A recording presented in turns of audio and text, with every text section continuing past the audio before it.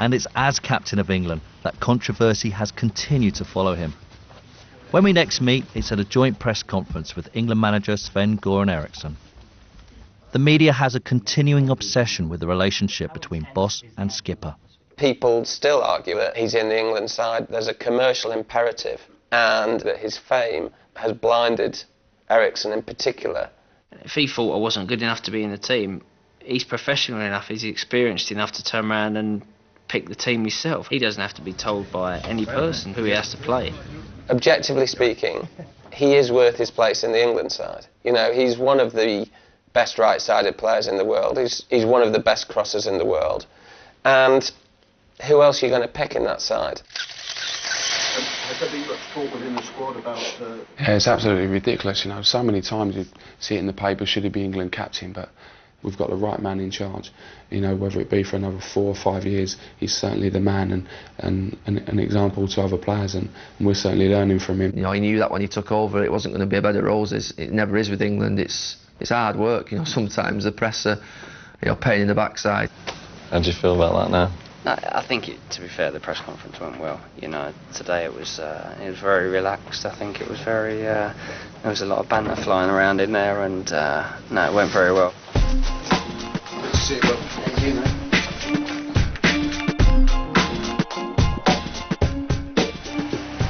Talking about football with the press is one thing, the real work takes place on the pitch.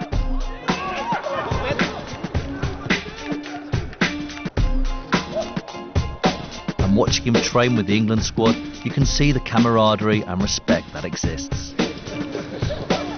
Yeah, that guy will go through a brick wall for any of those players, and that's why he's still the captain today. His authority is still undimmed as captain, but I think there are beginnings of factions that maybe after this World Cup it might be time to try to pass on the reins. If you're travelling on a European passport, There's a certain part of me when I'm having to get on the plane to come back, there's that feeling in my stomach that I don't want to go. You know, I want to be in England for a little bit longer, but you know, that's gone slightly now, but I still get that.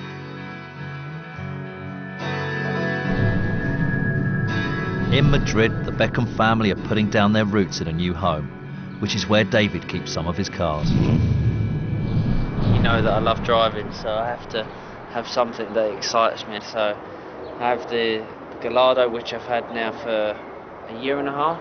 And as you notice, with every one of my cars, I have to do something that's personal to me. So for that one, I got the wheels from America with the 23 in the middle, biggest wheels possible.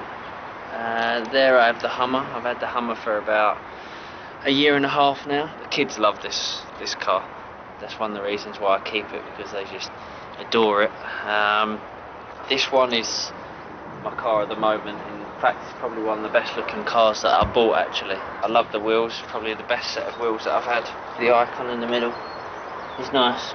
And of course I had to buy a Victoria car, and she has to have something that excites her as well, and apart from me of course. She loves it. She's got the VB on the wheels as well. Of course there is that added attention that I do get if I go out in either the Ferrari, the Lamborghini or the Hummer. But you know, I think that I love nice cars. You know, I'm not gonna buy a nice car and then not drive it just because of what people say. And I dreamt of having a Ferrari or a Porsche when I was young, and you know, I've got that one and two more at home. So.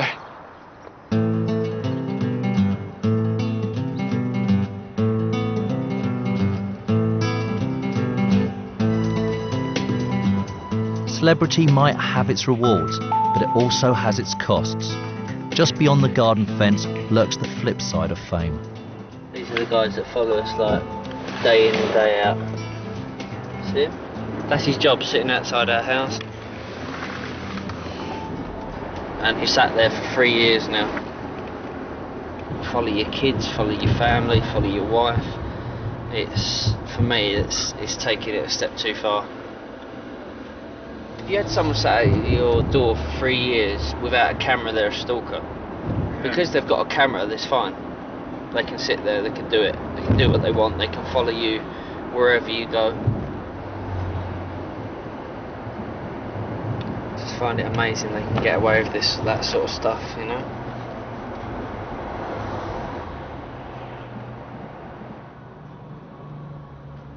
As David met up with his Real Madrid teammates to travel for an away game, a story was breaking that would become news around the globe.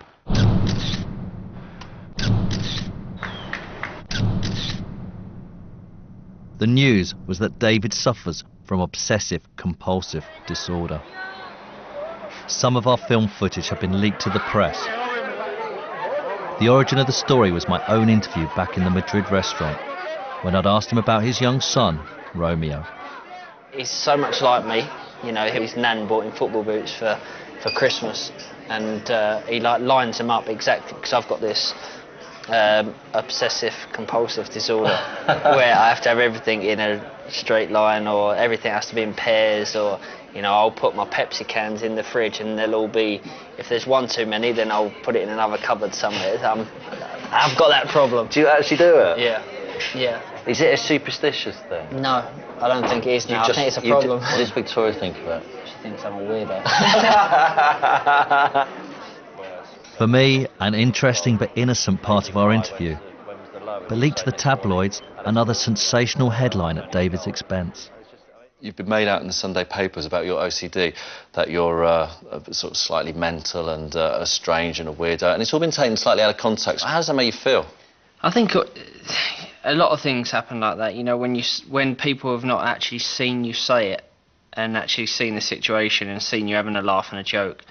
You know, the papers take it all out of context and make it into a big, oh, he's mad, he's a bit of a weirdo. It's become sort of part of my life, really. You know, a lot of the things that have happened or not happened in my life, and then it gets documented in the papers and blown up and put out the wrong way.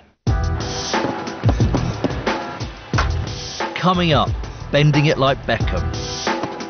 As soon as you get the sweet spot, you know, it's a great feeling. And does the future lie in Spain or England? Honestly, no one's more surprised than me about saying this, but I don't want to go back right now.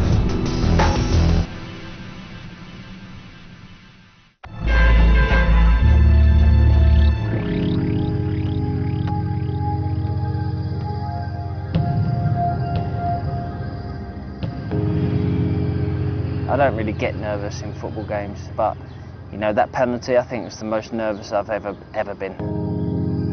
Responsibility now is that of David Beckham. If you watch the video back, you know, the camera goes on my face and Simeone's coming up to me trying to shake my hand, and I had to literally turn my back and walk away because, you know, I wanted to be focused for that penalty.